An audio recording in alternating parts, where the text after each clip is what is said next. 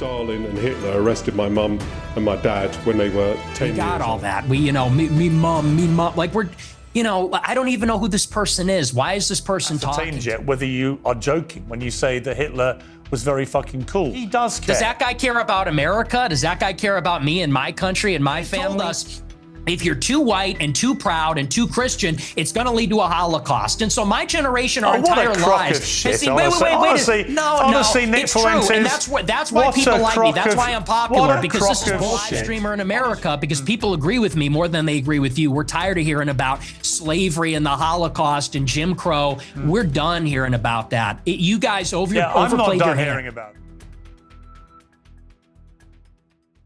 I'm Nolan, and you're watching Nolan's Room. It's the first episode of Nolan's Room, actually, and I hadn't really originally planned to launch my channel with a interview on the Piers Morgan show, but since I was taken by surprise, I stopped editing what I planned to be the first video and started doing this one, and it's just because the second it dropped, I knew that it was going to be big news in the next couple days, and I wanted to get my opinion on it out there before everyone else did, and while it was still fresh in the news cycle.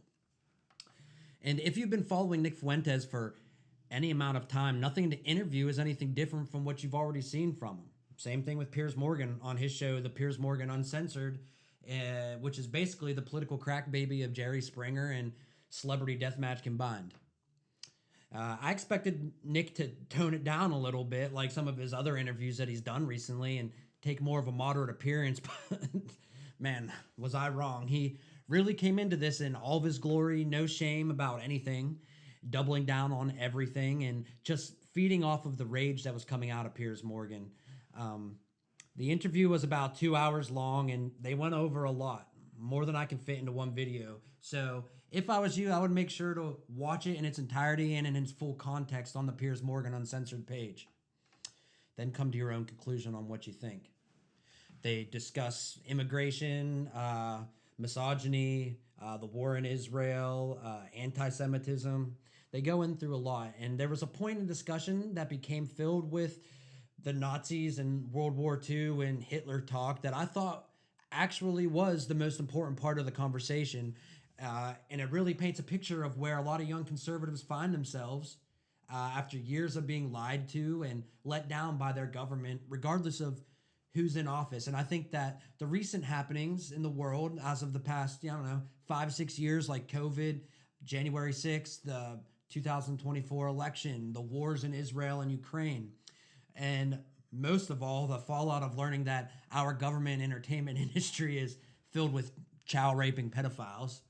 I think all this has left a vacuum in the world of social media because we can't trust the mainstream media sources, and we damn sure can't trust the government. And who filled that vacuum? It was Nick Fuentes, and he's the dirty little secret of every young person, and I don't know, people my age too. People listen, but they don't tell their wives. They don't tell their friends at work. They listen in behind their closed doors, and they hear some of his more radical takes. And while they might not agree with them all, they're at a point where they're willing to listen, and even in some cases, they're willing to look past them and ignore them. And that's the most important thing to not overlook, and it answers the question of how some radical views wind up into the mainstream, even though people don't necessarily agree with them. And with that, I'm going to shut up, and we're going to get into it with the first clip. Stalin and Hitler arrested my mum and my dad when they were 10 years old. So perhaps he might like to reconsider his joke. See, that's the reality of your jokes, although I haven't ascertained yet whether you are joking when you say that Hitler was very fucking cool. Are you joking, or do you actually think he was very fucking cool? The most genocidal monster of the last 150 years? Yeah, the thing is, my generation, we're just done with the pearl clutching. Yeah, you might be, but then your generation hasn't gone through what Danny Finkelstein's family went through. So maybe the pearl clutching has a way to go for families whose family members were murdered. Yeah, we got all that. Me mom, like I don't even know who this person is. Why is this person talking to me? This old British guy is saying, me mom got killed by Hitler. Because he doesn't find it funny by... when you say Hitler's very fucking cool. I don't care. He finds I don't care. I know you don't care. That's fine. You don't have to care. But he does care. Does that guy care about America? Does that guy care about me and my country and my family? No. He cares what you, a prominent problem. conservative in America, has to say about Adolf Hitler. Now, what do you mean by Hitler is very fucking cool? Because I think he's very fucking a monster. Okay.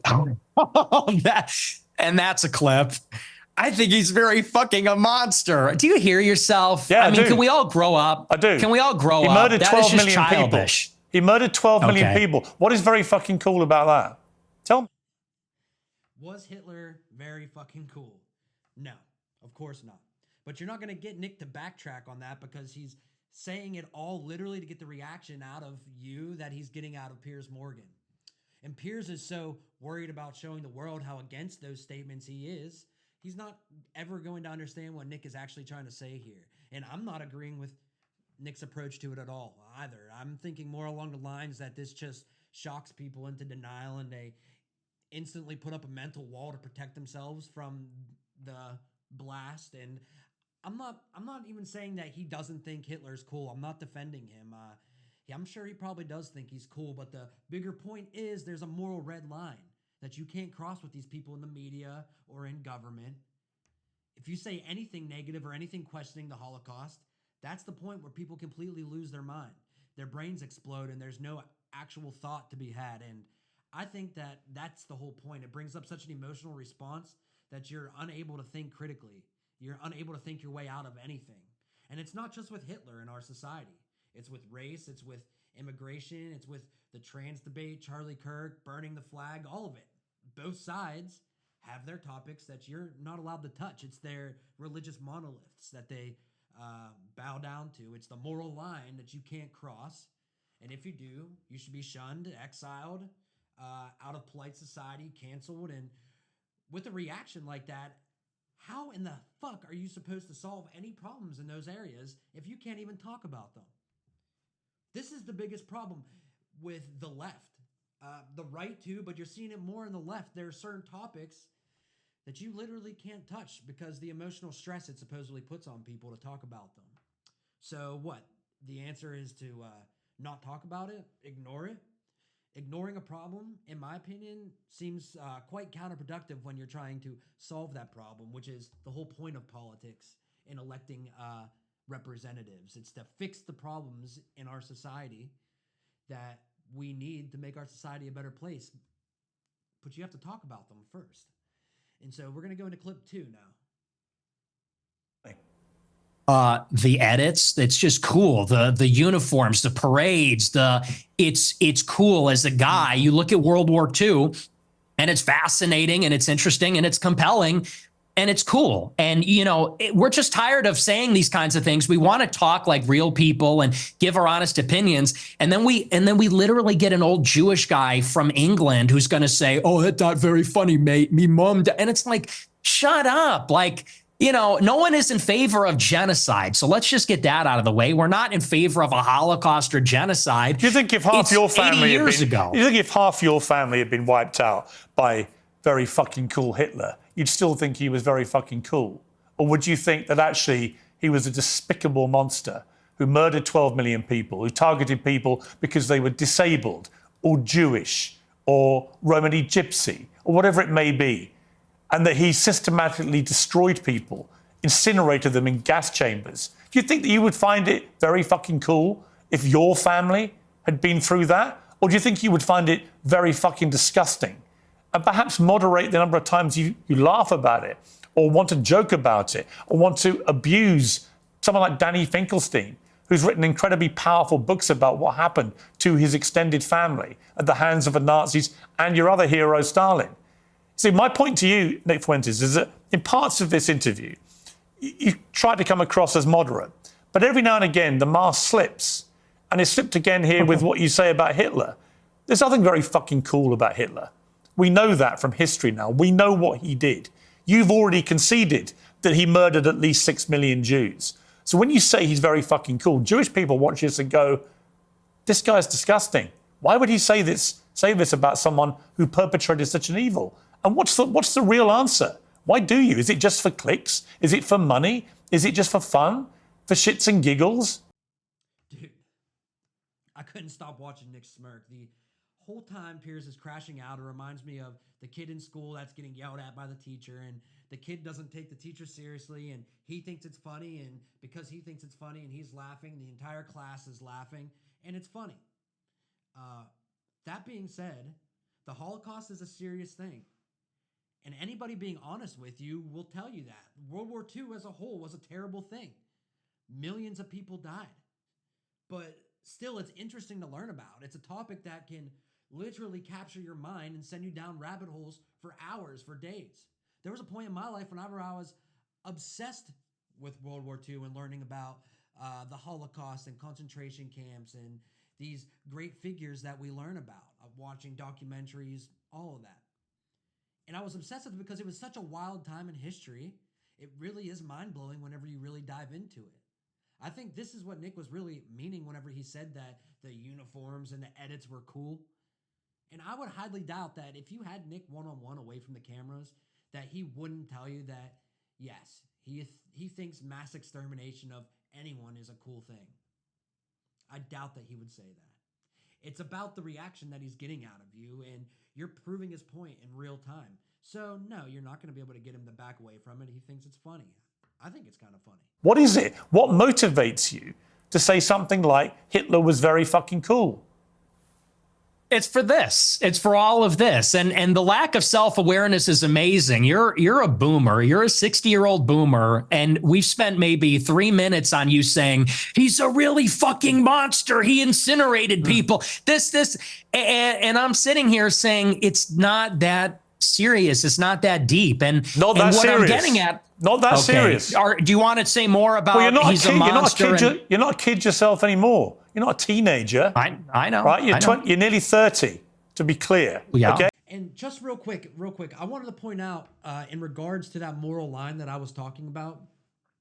Yeah, Nick has crossed it with Piers, and Piers's brain has exploded all over the camera, and his uncensored set has brain matter everywhere. And if you watch the whole interview, Piers won't come out of this crash out mindset, this panicked state of mind until the topic has completely changed. I don't think he came out of it for the rest of the interview, if I'm being honest. Clip 4. Okay, you're a fully formed adult who has a brain, right? And at some stage, that brain is taking you off these rabbit warrens. Is this an interview or is this a lecture? Can I respond to what you're saying? I want you to explain why you think it's fine to say how fucking cool Hitler is and to dismiss the very powerful 90 seconds from a British journalist who lost a lot of family members to the Nazis in such a callous, dismissive manner. I don't think it's powerful. I think we've been hearing that our entire lives. Okay, the Schindler's List. Let's just be honest. The propaganda is over the top. We have been in America. What about and the Schindler's everywhere. List? Tell me about the Schindler's List. Well, tell me about the Schindler's List. I'll tell you about it. We have been browbeaten as a people, as Americans, as Westerners, for our entire lives. And do you know what this has done? It has taken away any sense of pride, any sense of love for our own civilization. We have been made the villain in our own story. We have been made because, well, let's just be clear. It doesn't begin and end with Hitler is a monster. This has been the political narrative, which is why we have thrown open the borders. This is a political narrative, which is why we can't be a conservative society as a whole anymore, why we can't be proud of Europeans, why we can't be proud of being Christian, because they've told us if you're too white and too proud and too Christian, it's going to lead to a Holocaust. And so my generation, our entire lives. Honestly, Nick Fuentes. And that's why people like me. That's why I'm popular, because this is bullshit. Shit. Honestly. Yeah, it's a crock. We don't want to hear any more about me mom and me dad. That's a crock of shit. No, listen. What you just said is a crock of shit. And I'm going to play that back, that segment, because we need to hear it twice, and we need to throw away everything else that has been said in this interview up until now. Ignore the rage bait, ignore it all. We're going to rewatch this and talk about it because I think this is the most important part of this interview, and it's the biggest thing to take away. Hitler is a monster.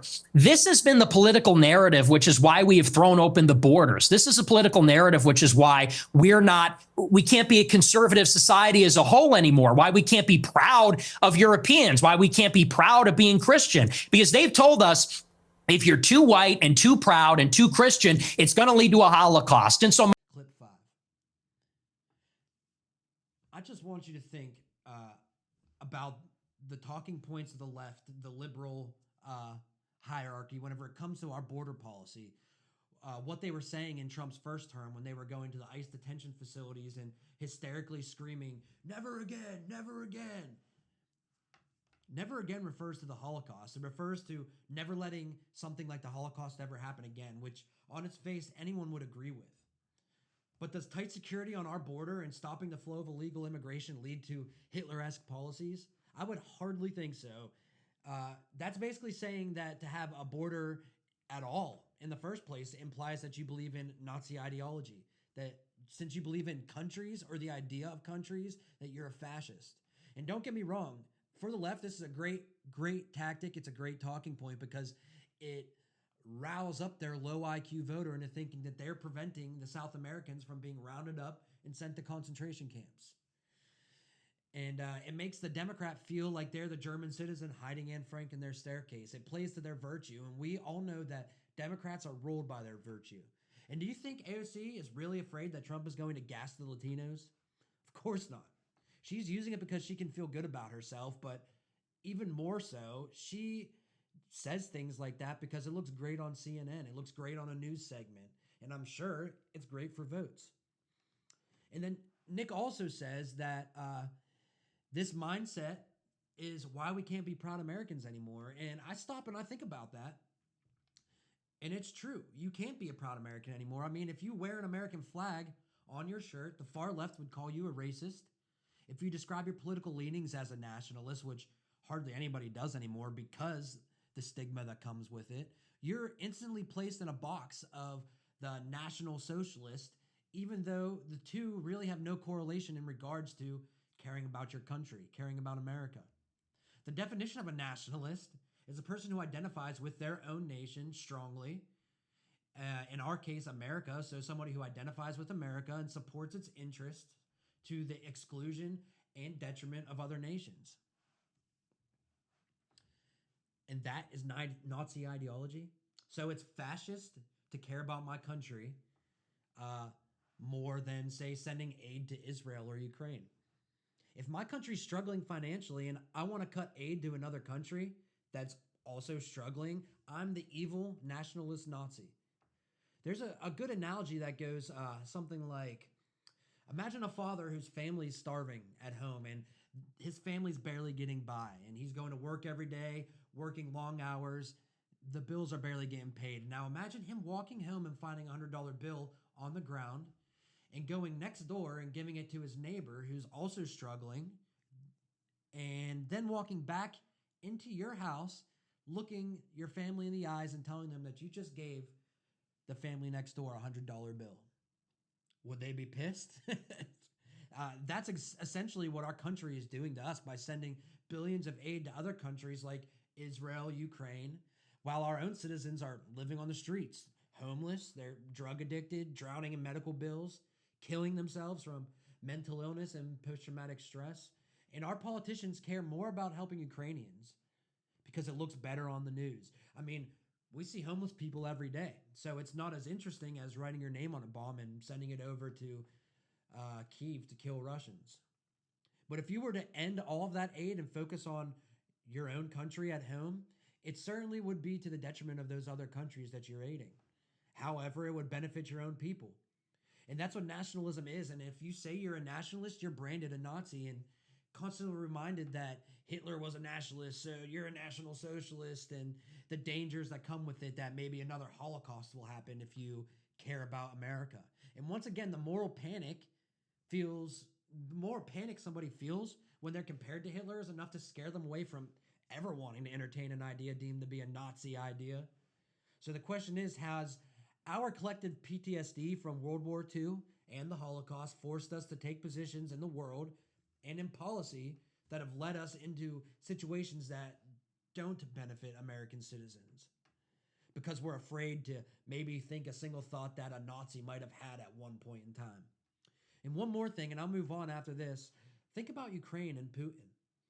I mean, instantly, before the invasion, the picture of Putin that was being painted by the media and our leaders and NATO leaders was that he was the next Hitler and he wanted European dominance. And once he was done in Ukraine, he would move right into Poland and then keep moving on to Germany and France. And next thing we know, all of Europe would be Russian. We were told that we can't make any deals or agreements with Putin that might be considered appeasement, because appeasement is what led to World War II. And if you appease Putin, you will essentially be Neville Chamberlain. And everyone knows that he let Hitler get away with invading Poland and Czechoslovakia. And it led to all of Europe being taken and 6 million Jews being killed. And it's like, whoa, man, back up. You're telling me that any peace agreement at all with Putin is considered appeasement. And if that's the case, if we're trying to stop World War III, what are our options? Going to war with the Russian Federation? Killing Putin, is that our only option? Do we have to go to war with Putin because he's Hitler? And if we don't, there will be another Holocaust? Are we going to take the word of our intelligence agencies that Putin wants to even invade Eastern Europe? Do you see how this argument doesn't lead to a path of peace and understanding? It doesn't lead to compromise with Putin. It leaves one option and one option only, and that's war. And do you think these people know what a war between NATO and Russia would look like? Of course they do. They have specialists. They have 5-star generals painting a picture of what a war with Russia would look like. But they won't be the ones fighting that war. We will. Our children will. They have bunkers to hide in if Russia launches a nuke at us. If nuclear war happens, what bunker are you going to hide in? All because Putin's Hitler? It's insane how the World War II and Hitler bulletin can be a justification for basically anything, and that alone's terrifying. And you know true. it. It's called the open society. In your gut, you know it is. You weaponize this stuff. You know. You weaponize this stuff for money, but you know when you say something like what you just said. I'm banned from banking. I'm banned from banking and credit cards. You know who you're talking to? I do it for money. And by the way, how much money you make? Your company's worth $100 million. Your company's worth $100 million.